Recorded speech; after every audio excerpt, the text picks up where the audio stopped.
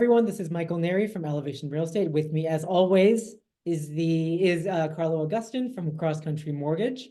And today we're going to be doing a little bit of a continuation of our last discussion. So our last video was on the potential interest rate cuts in 2024. We're now in January. We both have our finger on the pulse of what's going on in the market, but I want to talk to Karlo and throw it over to him and kind of ask him, what are you seeing on the back end with potential interest rate decreases and mortgage application activity? Great. Thanks, Michael.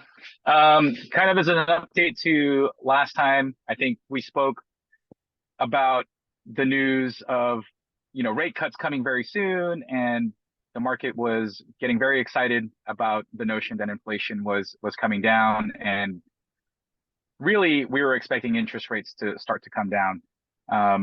They did a little bit. They improved to a low point back in December 28th of last year. But as of today, if you look at the 10-year Treasury, it sits at 4.04 as of the close today. It's about the same level as it was back in June or July of last year. So really, interest rates have not yet changed. Okay. And I think it's important to know that any real meaningful interest rate movement will not happen until later in the year when the first of the actual Fed rate cuts are announced. All right. So still a lot of time, still a lot of enthusiasm we're seeing in the market today, and people are still wanting to get ahead of when rates actually do come down. But if you are looking for a good indicator of what interest rates are doing, it's almost a one-to-one relationship between the 10-year US Treasury and what interest rates are doing. So if you see that index go up, interest rates are typically going up. If you see that come down, interest rates are typically coming down. Or for an easier and more direct answer, you can call me or Michael. My little plug, Michael. I think that's all I had for now. Well, what are you seeing today in the market? So I've been doing a little bit of tracking because inventory has been great. So that's kind of, I think everyone's sort of feeling that right now. But the buyers that are out there right now, they're writing offers. I've been looking at single family homes, condos, TICs throughout, in San Francisco and throughout the Bay Area. I'm seeing houses and condos get multiple offers after the first weekend of open houses, preemptive offers coming in. Sometimes they're a bit lower, but then there's room to negotiate with the seller to come up or down.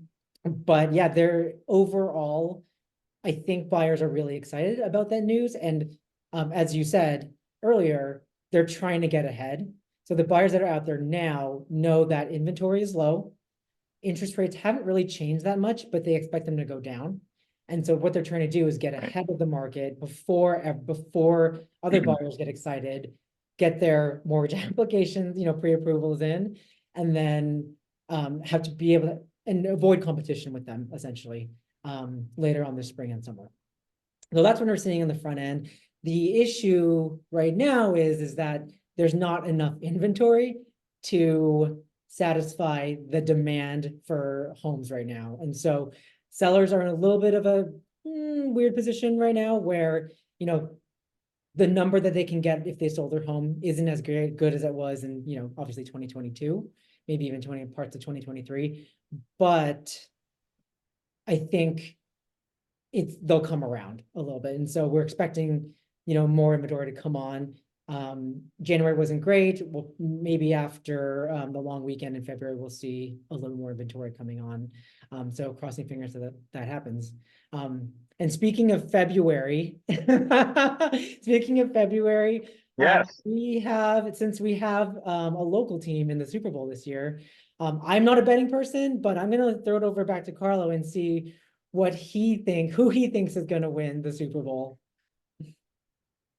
Who I think is going to win? I mean, to say that I'm a little bit biased is an understatement. I've been a Bay Area native for over 40 years now, and as long as I've been in mortgage, 14 years, I've been a 49er fan much longer than that. So as far as predictions are concerned,